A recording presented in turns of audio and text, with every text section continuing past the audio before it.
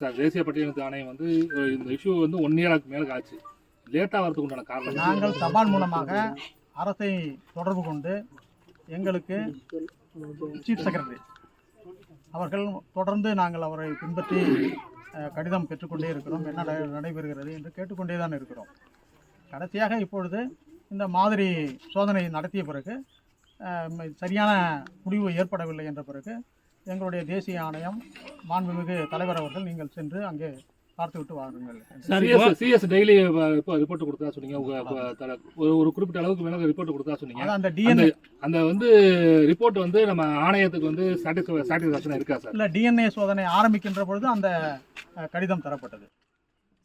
இந்த வழக்கை பொறுத்த வரைக்கும் ஃபர்ஸ்ட் காவல்துறை 20 நாள் விசாரிச்சாங்க. அப்புறம் சிபிசிஐடி போலீஸார் 1 வருஷம் விசாரிச்சிருக்காங்க. தேசிய ஒரு தனிநபர் ஆணையம் வந்தாங்க. இப்போ இவ்வளோ பேர் விசாரிச்சுமே உங்களுக்கு திருப்திகரமாக இல்லைன்னு நினைக்கிறீங்களா?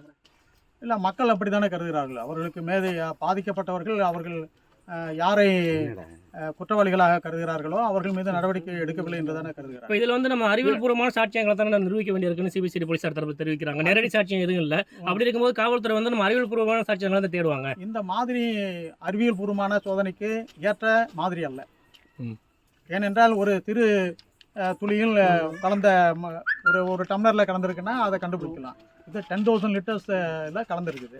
அது அந்த தண்ணீர் எடுக்கப்பட்ட பொழுது அது கலந்துருக்குமா இல்லையா என்று அந்த சாம்பிள் கிடைச்சிருந்தா தான் பண்ண முடியும். அதே போல் இந்த சாம்பிள் வந்து ஒரு செலக்டிவாக எடுத்திருக்காங்க. செலக்டிவாக எடுத்தோன்னா அதுக்கு வந்து அந்த சாம்பிளிங் தவறான சாம்பிளிங். ஒன்று இந்த ஊர் முழுவதும் செஞ்சுருக்கணும், யூனிவர்ஸ் முழுவதும் செஞ்சுருக்கணும். யூனிவர்ஸ் மீன்ஸ் ஒரு ஹோல் பாப்புலேஷன் மீதும் செஞ்சுருக்கணும். இது ஒரு 6 பேர் மட்டும் செஞ்சுருக்குது ஆக்சிடென்டல் சாம்பிள். இல்ல 31 பர்பஸ் தண்ணி தான் எடுத்தாங்க. 6 பேர் நிரூபிக்கப்படவில்லை என்பதற்காக அக்கரன்ஸ் நடக்கலன்னு சொல்ல முடியாது சார். இப்போ இதில் இன்னொரு விஷயம் சார். இப்போ சார் அந்த 31 பேருக்கு சோதனை எடுத்தாங்கல்ல சார், இதில் எல்லா கம்யூனிட்டியும் சேர்த்து தான் எடுக்கிறாங்க. ஒரு குறிப்பிட்ட சமூகத்தை மட்டும் எடுக்கல. அப்படி இருக்கும்போது நம்ம எப்படி தவறான நோக்கம்னு சொல்ல முடியும்? சாம்பிளிங் வந்து சரியான சாம்பிள் இல்ல எடுத்தது ஃபர்ஸ்ட் தண்ணீர் மாதிரி. ஆமா, தண்ணீர் ரொம்ப கலந்து போய் டைலூட் ஆன பிறகு அதை எடுத்து செய்தோம்னா என்ன கிடைக்கும்? கிடைக்காது. ஹேண்ட் ஓவர் பண்ணணும் அப்படின்னு சொல்லி ஒரு வழக்கு ஹைகோர்ட்ல நடந்துட்டு இருக்கு. ஆணையம் என்ன நடக்குது? எங்களுக்கும் அதுதான் கேட்கின்றார்கள். இந்த இப்போ வந்து அவர்கள் மக்கள் கேட்பதும் பட்டியலின சாதிகளுடைய கட்சிகள் சங்கங்கள் கேட்பதும் சரியான முறையில் அந்த அவங்க கொடுத்த புகார் மீது நடவடிக்கை என்றால் இல்லை என்றால் இதை உங்களுடைய தலைவருக்கு சிபிஐயை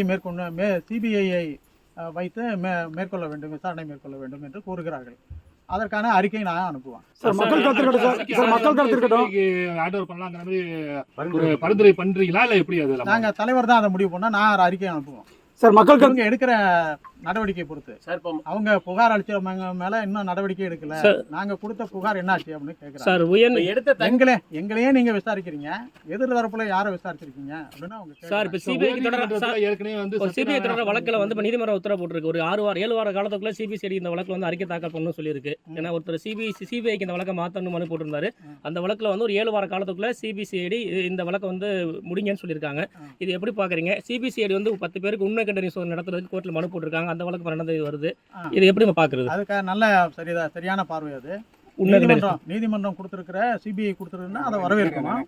அதே சமயத்துல உண்மை கண்டறியும் சோதனை இந்த புகார் கொடுத்திருக்காங்கல்ல சந்தேகப்பட்ட நபர்கள் மீது, அவர்களை வைத்து நீங்க செய்தீங்கன்னா சரியா கண்டுபிடிச்சிடலாம். அவங்க சொல்றது சிபிஐ சொல்றது சரி.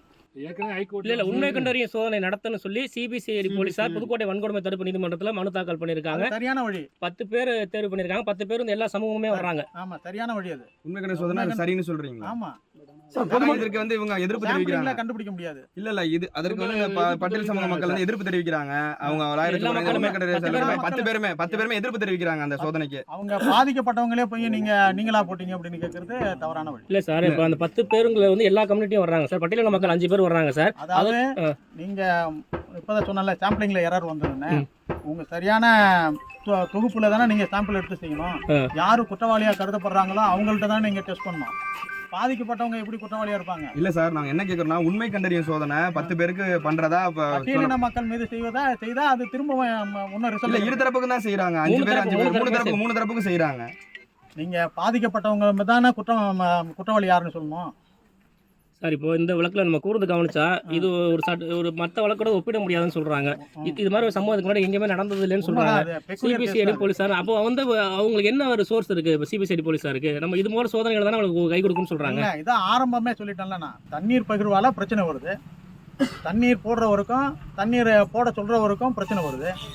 தண்ணீரை ஏன் போடல அப்படின்னா மக்கள் தண்ணீர் அந்த வாட்டர்மேனை கேட்குறாங்க, வாட்டர்மேன் பிரசிடெண்ட்டை கேட்குறாரு, பிரசிடெண்ட்டுக்கும் அவருக்கும் பிரச்சனை வருது, நீ என்ன அவங்களுக்கு சப்போர்ட் பண்ணுறீங்கன்னு கேட்குறாங்க. இது சாதாரண பிரச்சனை, ஈஸியாக கண்டுபிடிச்சிடலாம், இதுக்கு சாம்பிளிங்கே போக வேண்டியது இல்லையே. இப்போ போலீஸ் இந்த வழக்கு ஏன் இன்னும் 1 இயர் ஆகியும்? ஏன்னா எவ்வளோ தமிழ்நாடு போலீஸ் வந்து ஸ்காட்லாந்து ஈக்குவலான போலீஸ் சொல்றாங்க, ஏன் இதுல 1.25 வருஷம் ஆச்சு? ஏன் அந்த போலீஸ் வந்து நம்ம அந்த நடவடிக்கை எடுக்கிறதுக்கு உண்டான வழிமுறையை ஏன் தேடாம இருக்காங்க? அது ஆணையம் வந்து எப்படி அதை பாக்குது? அதை தமிழ்நாடு போலீஸோட செயல்பாடுகள் எப்படி இருக்கு இந்த வழக்குல? செயல்பாடுகள் இன்னும் முடிவு பெறல, முடிவு பெறாம நம்ம உண்மை கண்டறியும் சோதனை பண்ணாங்க, டிஎன்ஏ பரிசோதனை பண்ணாங்க, எல்லாம் பண்ணாங்க, ஒண்ணுமே கண்டுபிடிக்க முடியல அப்படின்னாங்க. தமிழ்நாடு போலீஸோட செயல்பாடு சிபிசிஐட போலீஸ் அவங்களுக்கு திறமை இல்லைன்னு சொல்ல முடியாது, விரைவில் கண்டுபிடிச்சிருவாங்க. வேற ஏதோ அரசியல் காரணங்கள் இது நம்ம எப்படி வாக்கு வங்கி அரசியல்னு சொல்ல முடியும்? இங்க நடந்த பிரச்சனை எப்படி வாக்கு வங்கி அரசியல்னு சொல்ல முடியாது? இது அவங்க குறிப்பிட்டு ஒரு 2-3 பேரை மேல குற்றச்சாட்டு வைக்கிறாங்க, இவர்களுக்குள்ளார இது நடந்திருக்குன்னு சொல்றாங்க. இதை எப்படி நீங்க அரசியலுக்கு கொண்டு போய்? இல்ல அதை விசாரிக்காம இருந்திருப்பாங்க இவ்வளவு நாள், 13 மாசம் ஆச்சு, இது விசாரிக்காம இருக்க சந்தேகத்திலாவது எஃப்ஐஆர் போட்டிருக்கணும்ல சார். இப்ப உங்க கூற்று பிரகாரம் இப்ப எடுத்த தண்ணீர் சாம்பிள் வந்து தவறுங்கிறிய, உண்மையானது கிடையாதுன்னு சொல்றீங்க.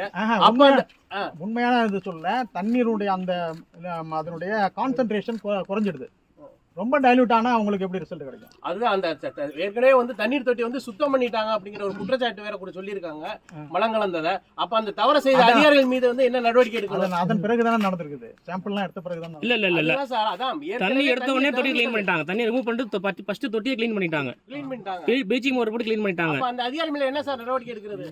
அதாவது பிரச்சனையே வந்து நீங்க சாம்பிளிங்கால எதுவும் கிடையாது, தண்ணீர்ல தண்ணி அந்த சாம்பிளிங் டெஸ்ட்னால எந்த பிரச்சனையும் இல்லை. சந்தேகத்திற்கு உரிய நபர்கள் மீது நடவடிக்கை எடுத்திருந்தாலே உண்மை தெரிஞ்சிருக்கும். உங்களோட ஃபைண்டிங்ஸ் என்ன சார் இன்னைக்கு பேசின வரைக்கும்? What will be your final findings? I am not an inquiry officer, I am only an investigation officer. Okay. I have collected data. Based on the data, our chairman has to decide, sir, or the honorable court has to decide. ஒரே ஒரு question sir, இப்போ இந்த வழக்கு வந்து வன்கொடுமை வழக்கு என்ன சொல்ல போறீங்கன்னா கேக்குறாரு, உங்க அறிக்கை என்னவா தாக்கல் பண்ண That should போறீங்க? not be revealed now. Okay.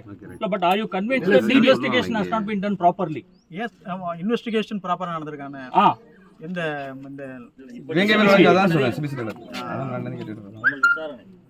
விசாரணை இன்வெஸ்டிகேஷன் 2-3 இன்வெஸ்டிகேஷன் நடந்திருக்குது, ஒன்று கோர்ட்லேயும் இருக்குது, சிபிஐயும் கேட்டிருக்காங்க, அது எல்லாமே சரியானது.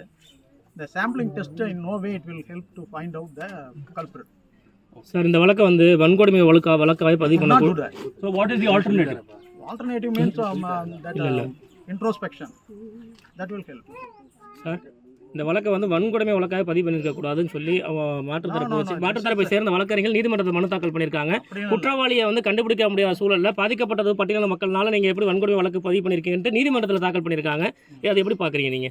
கண்டுபிடிக்கவே முடியாதுன்னு ஒரு இல்ல, குற்றவாளி யாருன்னு தெரியாத சூழல்ல இது எப்படி வன்கொடுமை வழக்கு? பாதிக்கப்பட்டவர்கள் பட்டியலினம் தானே, அந்த ஒரு காரணத்தை வச்சு பண்ண முடியுமா? நாங்க வந்து குற்றவாளி இவர்கள் என்பதால் தான் இது நடந்திருக்குது. அதனால இது பட்டியலின மக்கள் வசிக்கும் இடத்துல இது மாதிரி வேற ஏதாவது அசிங்கமான பொருட்களை போடுறது, சில சமயத்தில் பணத்தை கூட போட்டுருவாங்க, இந்த மாதிரி பண்றது எல்லாமே அன்டச்சபிலிட்டி. செய்திகளை உடனுக்குடனும் துல்லியமாகவும் தெரிந்து கொள்ள சப்ஸ்கிரைப் பண்ணுங்க.